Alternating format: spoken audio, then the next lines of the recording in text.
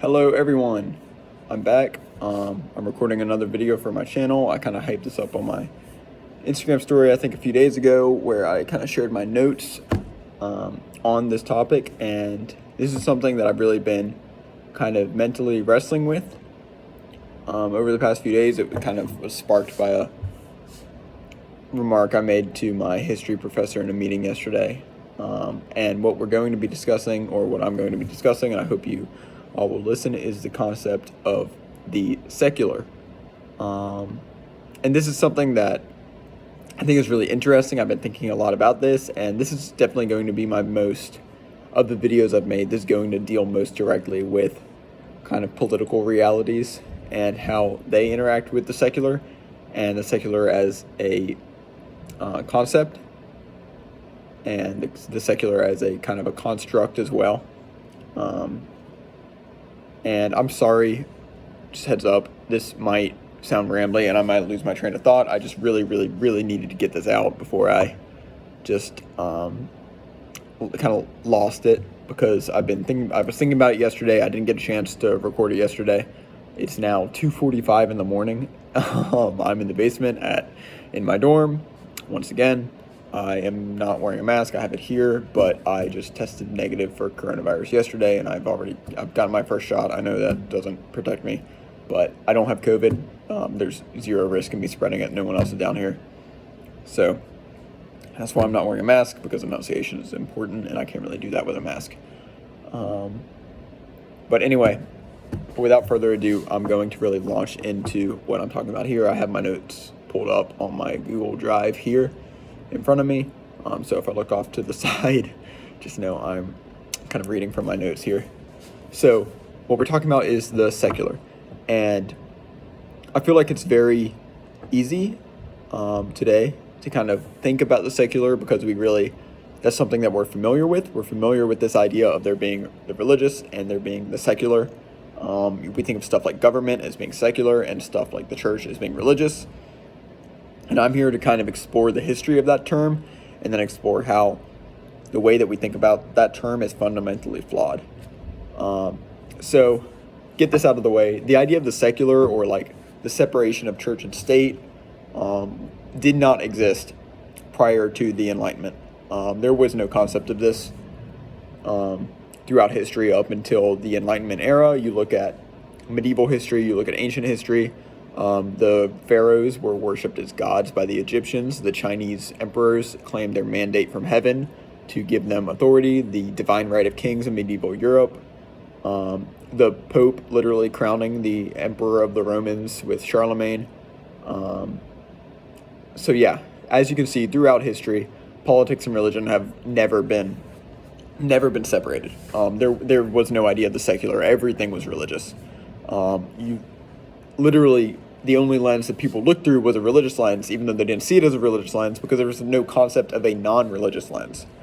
That's just the way that they viewed the world. And we kind of, in the West especially, we kind of have this idea today of religion as being something that like is a part of your worldview, but isn't your entire worldview. So we like to keep our religious ideas regulated to Sunday mornings or Bible studies or whatever religion you participate in. We like to keep it regulated to that square. Keep it in the box, don't let it out, because we don't want it to interfere with our secular spheres like government and stuff like that. There's been a lot of backlash against any suggestion that religion will influence the working of government. You can see that in Amy Coney Barrett being nominated to the Supreme Court, very devout Catholic. Some people raised some objections to that. That she would let her religious ideology influence the way that she interprets the law, which I argue that, every person of a religious creed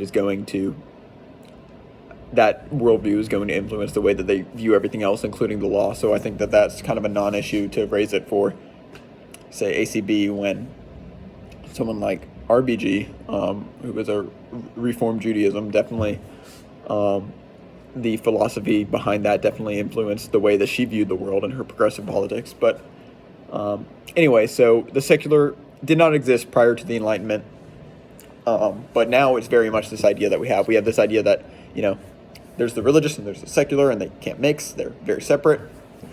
And that's an ideal we have, but I think as I said, that idea is recent, historically speaking, historically, philosophically speaking, did not exist prior to the 1600s, 1700s, the Enlightenment era. And I would suggest that the secular was born out of the Enlightenment as a construct. It's an Enlightenment construct. And I'm arguing that the secular is dying today, very publicly, very, very publicly. And I'm going to go walk through that argument. Later, later in the video. But just let me put that out there, that the idea of the secular is kind of falling apart before our very eyes, especially in America. I can't speak to the European political philosophical landscape. I can't speak to the Asian political philosophical landscape, but I am a citizen of the United States. I see what's going on in this country firsthand. And I think that analyzing it through this lens that I'm going to present here, it's very clear what's going on. There's a bigger philosophical breakdown that's happening than the surface level politics. And that's what I'm going to be examining. I'm going to be directly addressing political topics, and I try to keep this channel as apolitical as possible because I think that the narratives the deep underlying narratives that I'm addressing have value regardless of what your political outlook is, whether you're a conservative or a progressive or socialist, whatever. I think that the underlying narratives, the underlying philosophies, the underlying dynamics of how our philosophies interact with our politics are useful regardless of your political stripe. And so the secular is dying today. The secular was born in the Enlightenment. But I'm going to argue that although the secular was born in the Enlightenment, the concept of the secular was born then, but we've never really had I think that it's failed a lot of times throughout history. And if we examine the history of areas where the secular was taken up and actually advanced as a cause, we can see how it failed spectacularly in that crusade to kind of implement the secular against the religious. And I'm going to go with two main examples. There are more than that. These are just the two that come to the top of my head, two very obvious examples throughout history. The first one is right after the Enlightenment, the French Revolution, and the Temple of Reason specifically. So basically, the French Revolution was marked specifically by a very virulent strain of anti-clericalism.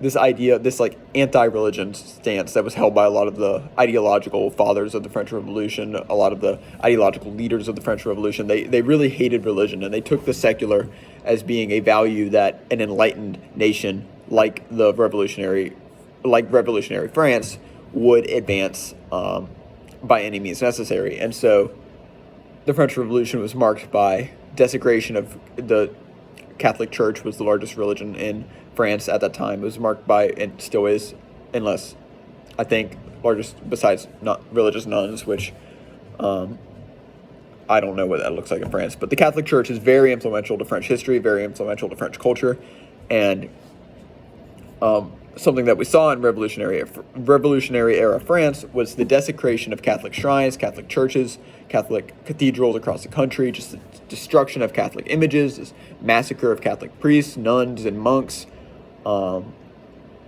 And all of this was done in the name of secularism, this idea that we can build an enlightened society that is apart from religion, that is purely secular, that religion will not interfere with our secular state.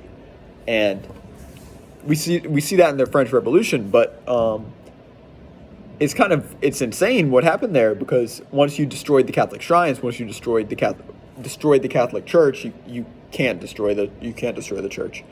But you can't destroy the church. Putting that out there, people have tried. You can't destroy the church, but the French revolutionaries definitely thought they were destroying the church, and they tried to destroy the church, and they were very effective in hurting the church in France. But anyway, so once they kind of destroyed the church, in order to advance secularism, they kind of made a new religion that worshipped these secular ideals, called the Cathedral of Notre Dame in Paris was actually converted into the Temple of Reason, where people would go to pray to this idol that the French had built that represented reason, which was one of the big ideas of the Enlightenment, this idea that we can understand everything that there is to understand through human reason. And so in their process of destroying religion, they had to create a new religion to take its place because the society would not be able to subsist without a religious, or without some mockery of a religious foundation. There was nothing to unify the people without a kind of religious lens to look through. And so in destroying religion with the secular, they turned the secular into a religion, and they replaced Catholicism with the cult of reason. And obviously there are a lot of differences between those. I'd argue that Catholicism is a whole lot closer to the truth than any cult of reason could ever claim to be.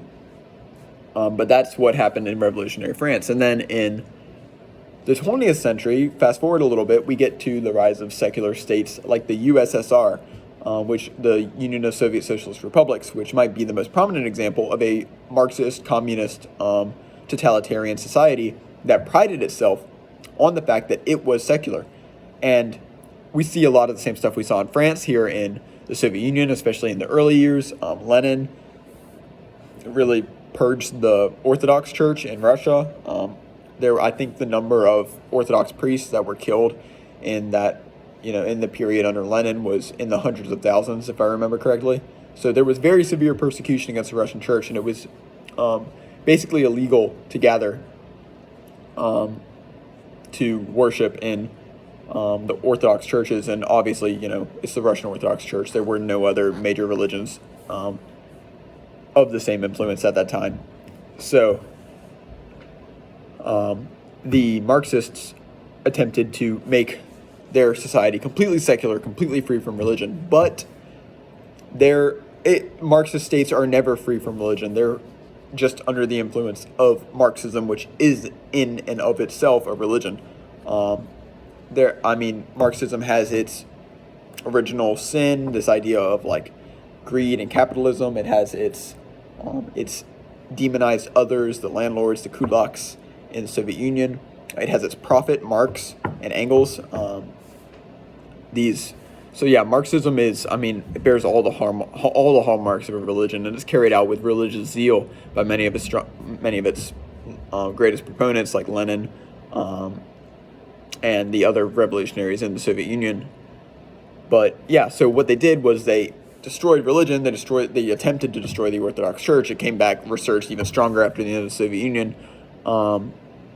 And what they replaced it with was a secular state that was really just a religious state that was kind of indoctrinated in the religion or the cult of Marxism.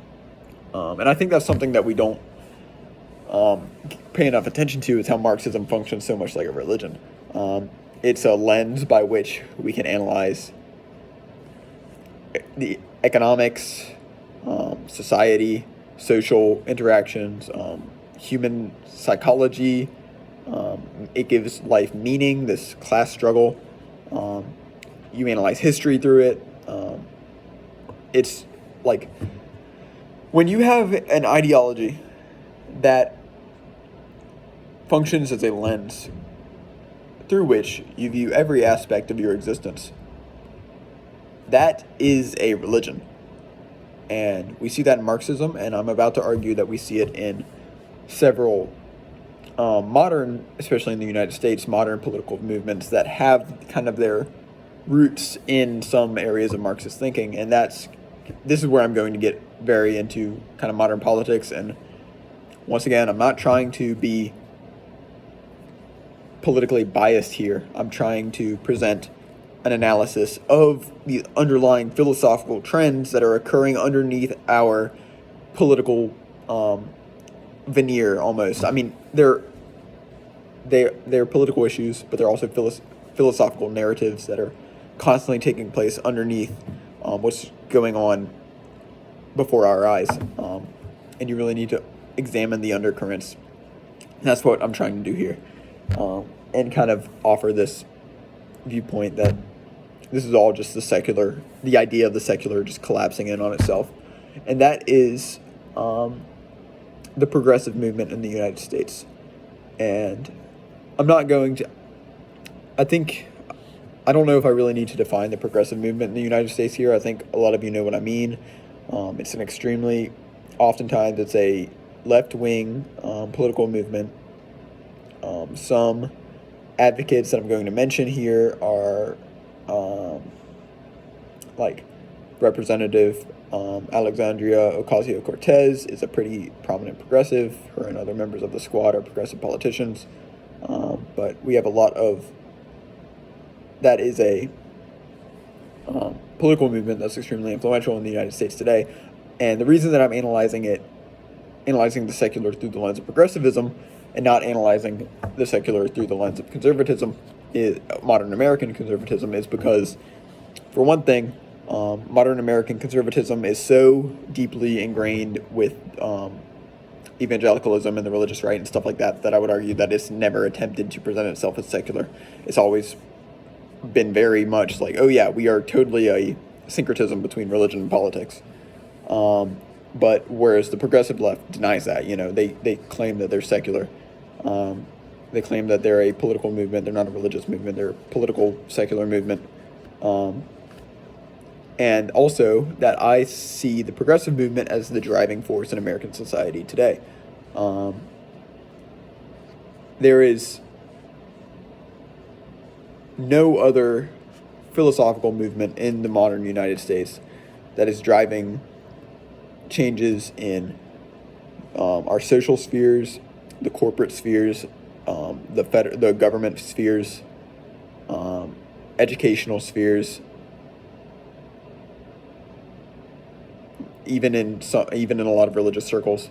Even though there's also a lot of backlash to the progressive movement in religious circles, which is interesting because, as I'm about to kind of explore, I feel like the progressive movement represents a new religious revival in the United States of this progressive brand of politics, which is, as I'm going to say, it bears in common with Marxism. It's more of a religion, it's a worldview. And so, yeah, the modern progressive movement in the United States, here's my thesis. It seems to be a growing religious movement. It seems to be religious. And a quote that I've been thinking about a lot in conjecture with this is from Soren. I'm sorry if I butcher this pronunciation. I think it was Danish. I could be wrong on that, but anyway, Soren Kierkegaard said that what looks like politics and imagined itself to be political will one day unmask itself as a religious movement. And I think that sums up very well what's going on today with this political progressive movement in the United States. It's so much of a worldview, and the claims that it's making are so fundamentally religious in nature that it looks like politics. It expresses itself and imagines itself to be political, but it's very clear that this is a religious movement in political trappings. And I'm going to look through a few reasons for why I think this. And reason number one is a quote from 2018 after Representative Alexandria Ocasio-Cortez was elected to the U.S. House of Representatives. At the time, she was the youngest representative, I believe, to be elected. She was in her late 20s. I don't remember specifically. But anyway, it's kind of crazy to think today that she was just elected like 2-3 years ago now.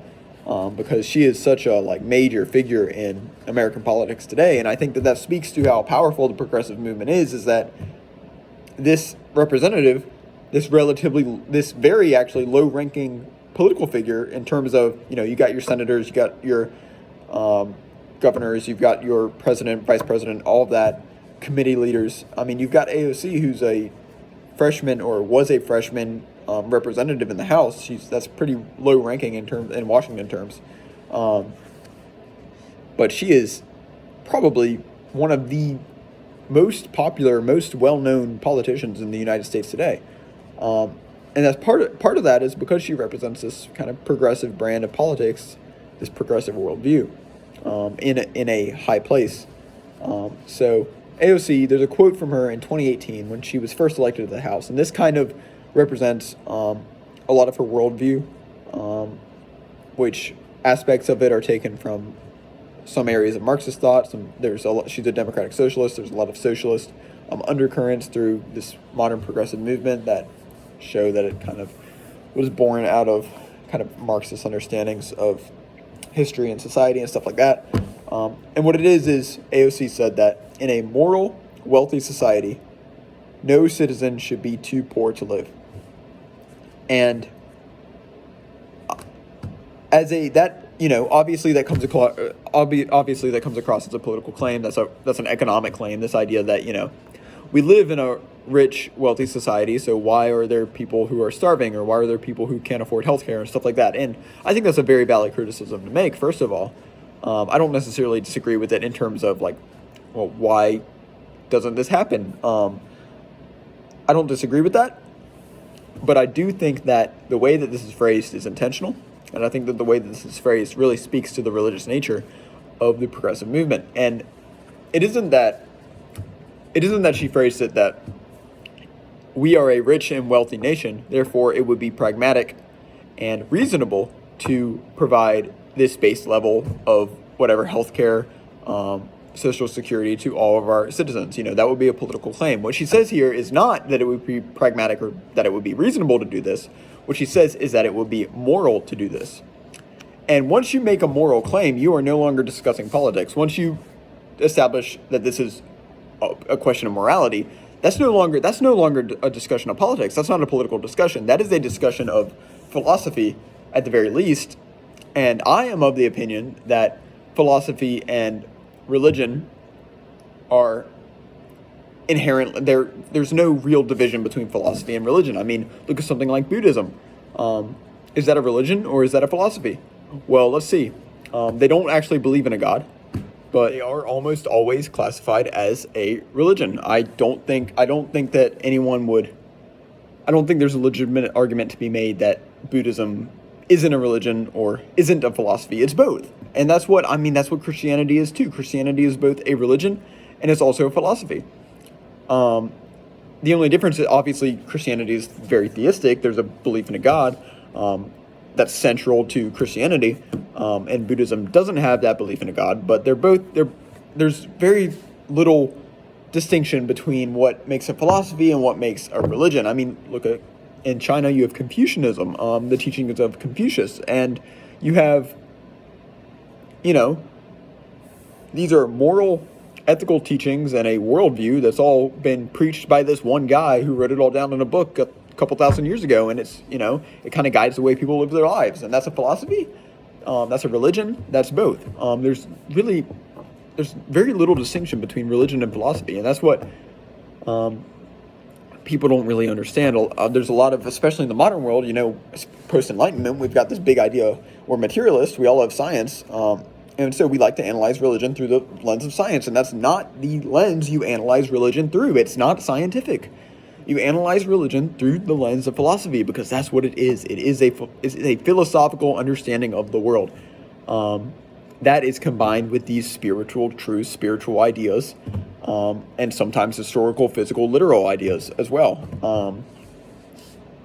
So anyway, philosophy and religion are inherently intertwined. So when AOC says in this quote that we must do this, we must pursue this progressive branch of politics because it is moral, she's no longer making a purely political statement. She's making a philosophical statement, and she's making a religious statement. This idea that we must do this because it is good, because it is right, and because it is moral. Morality is a religious question. So that's the first reason that I think the progressive movement bears some pretty striking hallmarks of a religious movement. The idea that it is good because it is morally right, and it is the only morally right course of action. And we know this because it's good, not that it's pragmatic or that it's reasonable, because it's objectively good. And my second point kind of follows the exact same idea here, and that is the 2020 election.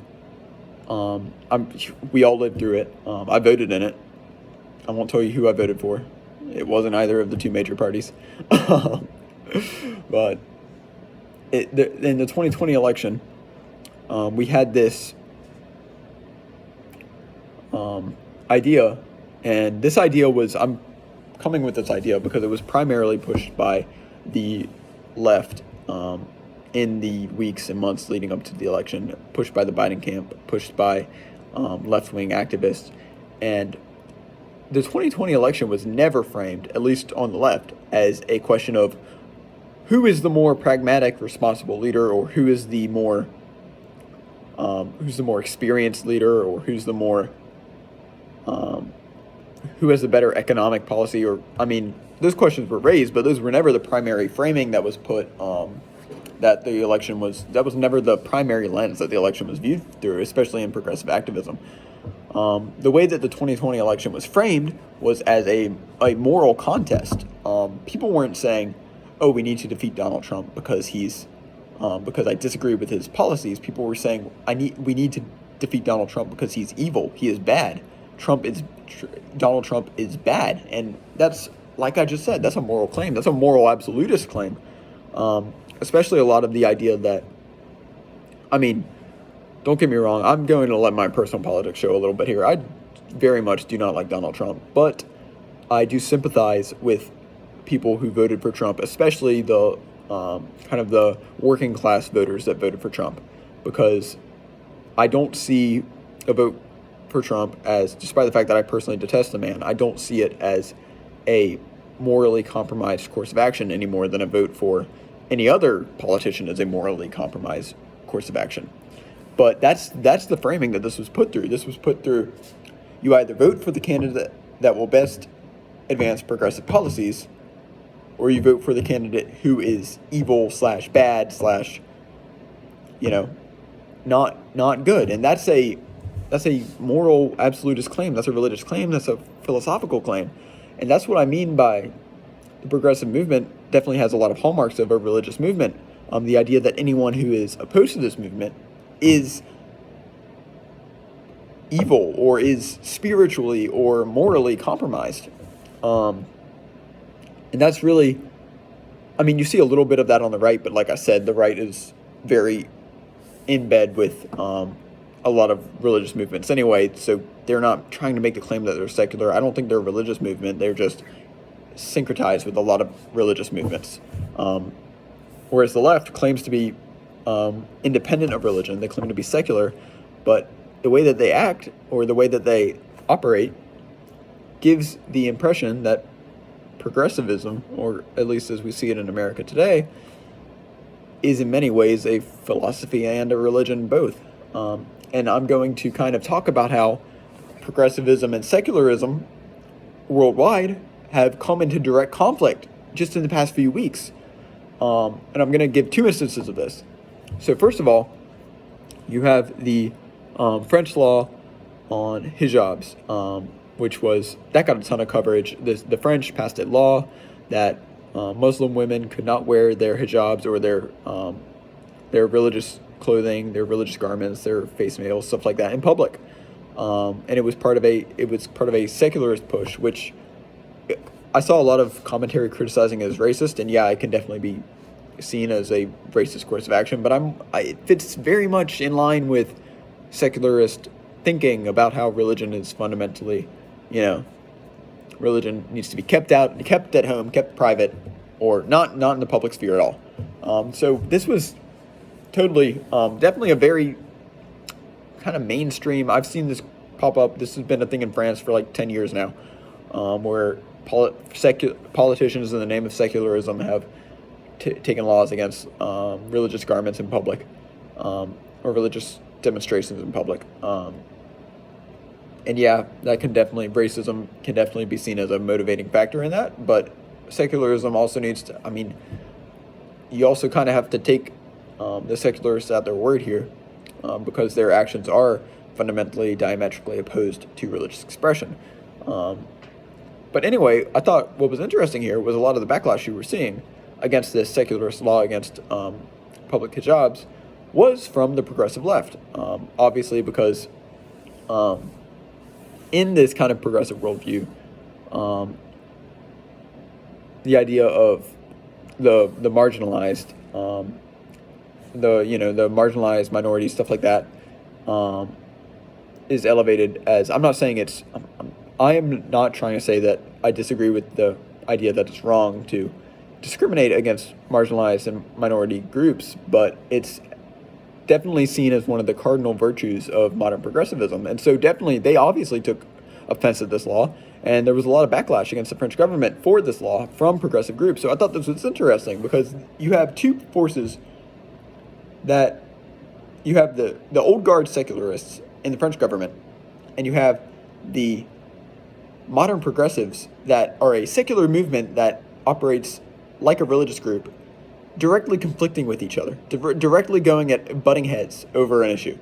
And I think it's very clear that this kind of represents the death throes almost of secularism, because I cannot see the secularists winning in this struggle. Progressivism is going to triumph in this struggle. Religious movements always prevail in the struggle between secularism and religion. And if progressivism is a religious movement, then it'll follow the same course of pattern that happened in the French Revolution and happened in the USSR, where the secularists said that we are going to make a society free from religion, and they simply created new religions that claim to be political and not religious, the Temple of Reason and Marxism. And progressivism can join that list as something that claims to be political and not religious, but claims to be separate from the religious, but is in its very nature religious and philosophical. It's a worldview, it's a lens. You view everything through it. And the second example, this is ironic. Personally, I think that the fellow in question probably got what was coming to him, but I'm not a big fan of his. Richard Dawkins. And for those of you who don't know who Richard Dawkins is, he's one of the big three atheists, along with Christopher Hitchens and Sam Harris. Really popular in the early to mid 2000s. They were atheist authors, atheist debaters who kind of advocated for this new atheism, this extreme militant, almost materialism that was completely diametrically opposed to any religion, any and all religion. Dawkins wrote his most famous book is The God Delusion, which was a book that, as you can tell from the title, was basically, however many pages of him talking about how belief in God is not logically feasible or whatever. Obviously, I disagree with that. I saw this great interview with Bishop Barron, who's a Catholic prelate of Los Angeles, I believe, in the United States. It was an interview he did with a psychologist that I watch his videos sometimes, Jordan Peterson, and he kind of talked about how there's this, I'm going on a tangent here, sorry, but he talked about how there's this idea that young people have, he said specifically, that faith is on the near side of reason, that faith is somehow simpler than reason, faith comes before reason, and that's kind of what Dawkins believes, this idea that reason is greater than faith, that faith is just blind trust, but Bishop Barron says that faith is actually on the far side of reason. It is beyond reason, not below reason.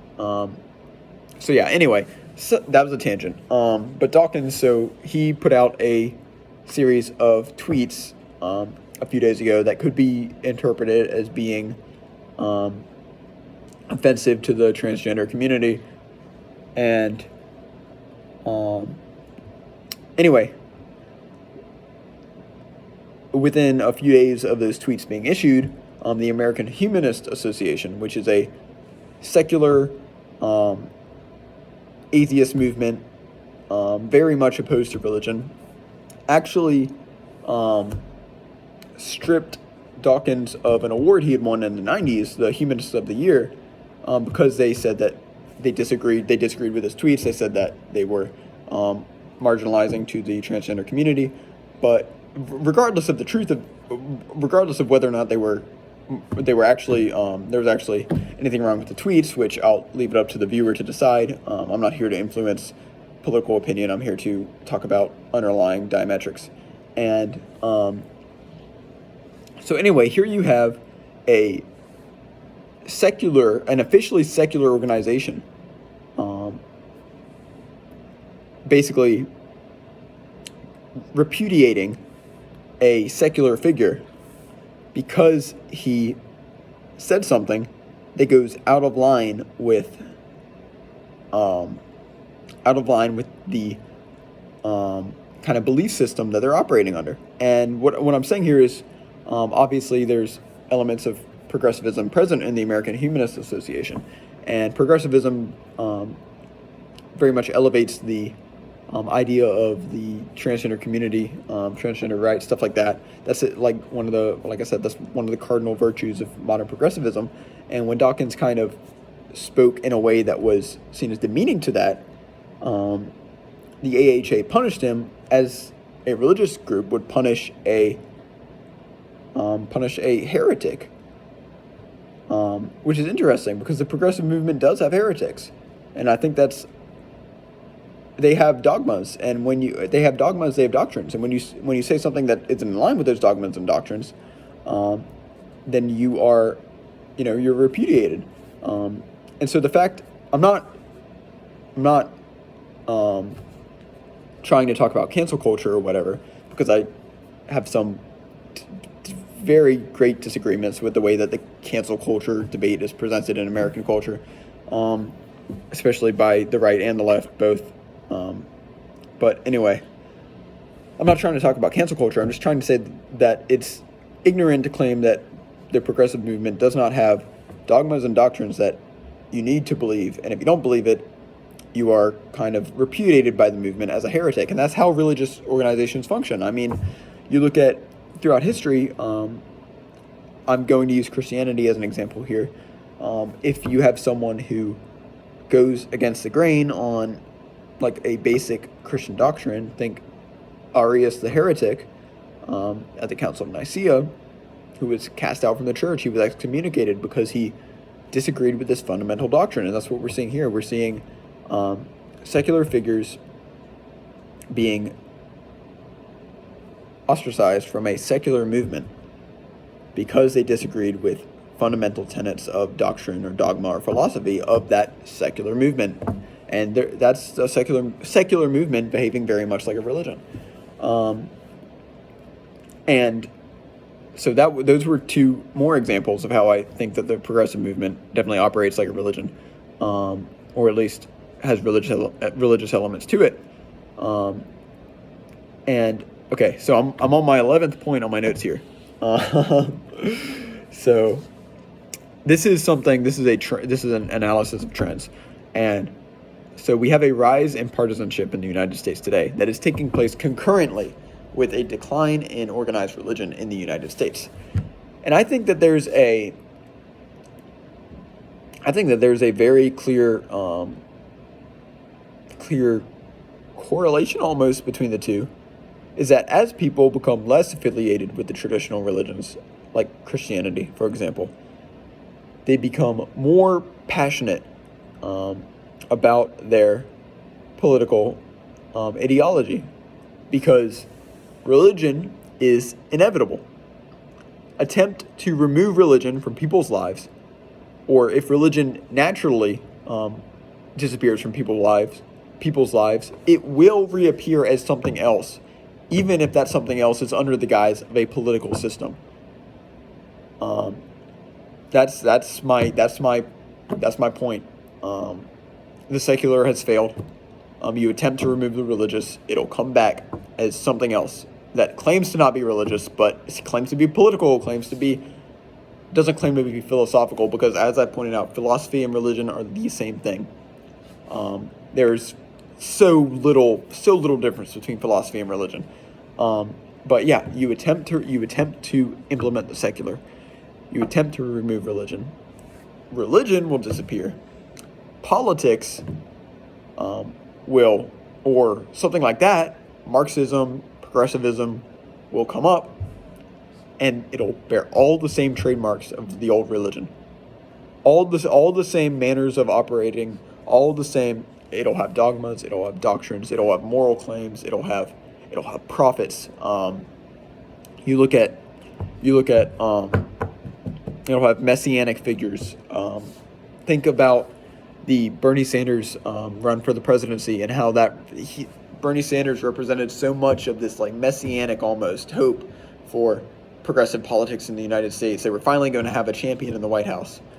You have prophets, you have think Noam Chomsky, I guess, is an example of a prophet of progressivism. I don't know if he's a great example, though, because from what I've seen, he doesn't seem to take as much of the kind of social aspects that mark modern American progressivism. He seems to be more about the economic. So yeah, that's my central claim. That's my point. Modern progressivism is an example of how when you attempt to remove religion and replace it with the secular will fail. History shows us that the secular will fail, and the progressivism is a great example of how religion will reappear under the guise of politics. And there, I think I got that kind of succinctly, not succinctly, but kind of well put together as an argument. So I'm going to leave you all with that Kierkegaard quote one more time because it sums up so much what I'm trying to say here. What looks like politics and imagines itself to be political will one day unmask itself as a new religious movement. And thank you all for watching. If you finish the whole thing, I'll let you know when I upload a new video. Just let me know what you think, and goodbye.